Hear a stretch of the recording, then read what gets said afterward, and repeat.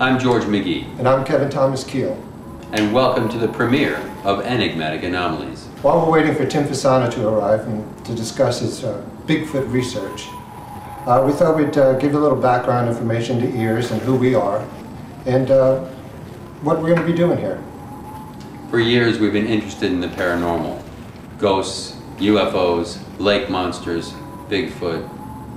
With our love of production, it just seemed natural that to make our own program and highlight the hard work of other people and everything they put into their investigations, and whether it be ghosts or UFOs or anything like that. And we'll be working with a lot of paranormal investigators, friends and colleagues that we've met along the way. This year, we're joined by Rob Vargas, who brings to our team wilderness expertise and production excellence. So visit our homepage at earshome.com or subscribe to our YouTube channel. Also, see us on Facebook. I think I hear Tim coming now. Your EA experience begins now.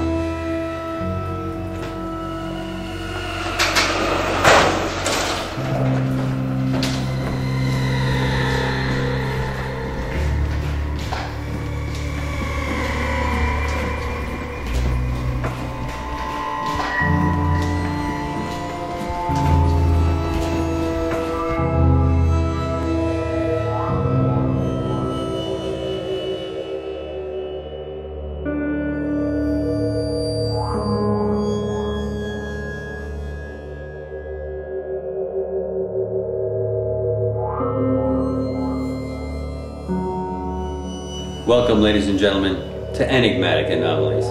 Tonight, we're going to interview Tim Fasano, Bigfoot researcher. Tim, welcome to the show. Well, thank you. I'm honored to be here. Well, it's an honor and a privilege to speak with you. You've been hunting this creature in the Green Swamp and in other places for some time now. What inspired you in the beginning to start looking for this thing? Well, first of all, I just want to say that what you'll find out as you get deeper into the enigmatic world and the paranormal world, some people in Bigfoot would take exception to the word hunting because they think that means you want to go out and kill something. I have no intention of killing anything, so I like to say that I'm researching or searching, but I have no problem using hunting. It's just that other people seem to have an issue with that. But anyway, you asked me what inspired me. Okay, this is going to sound a little unusual, but I think I can make perfect sense of it. I've always believed that there may be a Bigfoot. Okay, I remember seeing stills from the Patterson film when I was about 12 years old, in 1968. It was I think it may have been Reader's Digest or maybe Post magazine, one of the major magazines. I saw the stills from it, and it seemed intriguing. My brother didn't think it was real, but I thought it may be real. And other than that, I really had never given it much of a thought.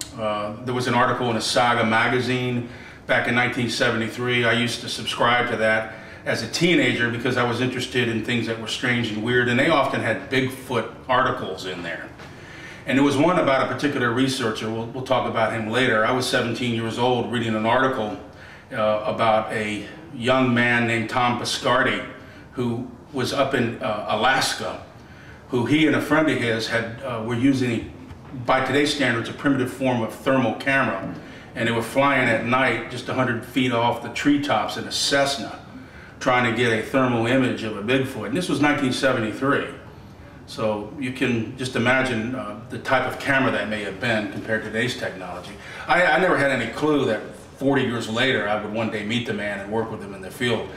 But anyway, to be more specific about your question, one day I was listening to the radio to the Michael Medved show. Michael Medved is a political commentator who is also a movie reviewer. Now, once a month on the day of the full moon, he does a program called Conspiracy Day, and the floor is open to various topics, but he'll often have a guest on about a particular topic.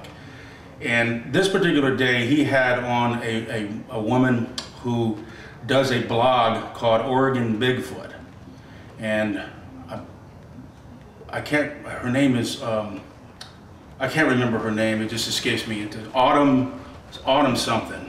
But anyway, that's not important. It is to her though. But she played a series of recordings that were recorded in the Sierra Nevada mountain range probably about 10 years ago. And what these recordings were of was what she called reciprocal tree knocking. And it piqued my interest. What do you mean reciprocal tree knocking? She said that she believed that Bigfoot communicated with other Bigfoot by knocking a tree limb against another tree. And another Bigfoot downrange would hear that and maybe send another tree knock further down, essentially warning other Bigfoot of the presence of humans. And I was very intrigued by that, because I said, wait a minute, you now have a way where you could actually perform some type of experiment. You could go out in the woods, you could bang on a tree and see if something responded. Well, that piqued my interest. As it turned out, that night I went home and Monster Quest came on, and they had a segment about the New York Bigfoot. And they had a professor from a university in Buffalo who, Autumn Williams is the lady's name. I want to make sure that I get that right, Autumn Williams. They had on a philosophy professor. Now, I majored in philosophy. So my first thought is, what is a philosophy guy talking about Bigfoot for? Well, he talked about archetypes and anthropomorphism. Now, what anthropomorphism is something that's unique to humans and humanity. Humans tend to make physical that which is enigmatic and anomalous to their conscious mind, without stepping on any religious toes. The making of God into the human form of the Christ child is considered an anthropomorphism. The Mormon Church believes that God is of physical flesh, but he's of an exalted form, and that humans, through eternal progression, can reach that point of deity, but would maintain a glorified physical being.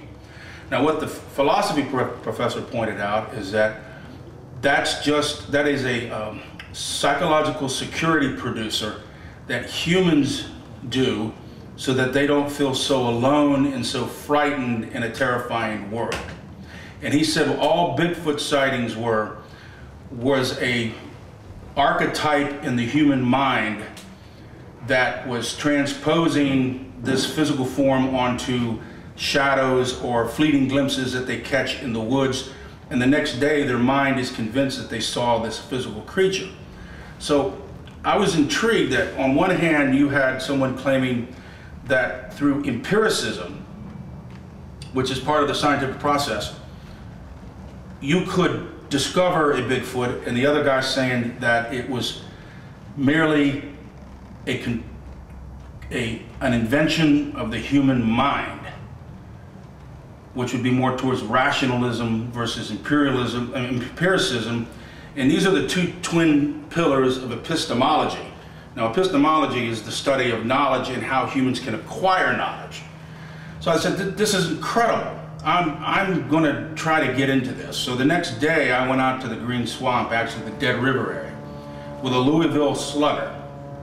And I went out off the road, not very far, and I banged on a tree, 3 knocks, bang, bang, bang. I realized I did not have to hit it like Derek Jeter as hard as I could, because the vibration just went right through my body. And I didn't get any response. And I banged again, but then I did hear a response, and I recorded it. And it was pointed out to me that, and I found similar recordings on subsequently on other websites, that what actually had responded was perhaps a bobcat that I had scared the shit out of. And that was what the noise was. It was not Bigfoot, it was an animal. But something responded. Anyway, I went home and I looked up on the computer wood knocking Bigfoot, and I immediately got 2 Bigfoot guys that were on YouTube that had done wood knocking experiments. One was TCSJ or Bigfoot, Tim Stover, and another guy went by the name of First Billy Jack. That was Ed. Ed has subsequently dropped out of Bigfootery. The trolls and the negative comments was just ultimately too much for him to deal with. So he vanished. But Tim Stover is still out there. He's actually going to be featured in an upcoming episode of Finding Bigfoot. They're doing a reenactment of his actual sighting. But anyway, I didn't mean to go into a very long spiel there. That's probably not the answer you were expecting, but that's a fantastic answer, though. I mean, this is the inspiration, and that is the something sets a man on a certain course. Yes. And it sounds like you definitely went the way to find the thing. As you know, you led us straight to a place where we believe Bigfoot is. And no one, in my experience, has ever been able to nail it like you have. You've really found part of the range of a population of some creature out there in the woods.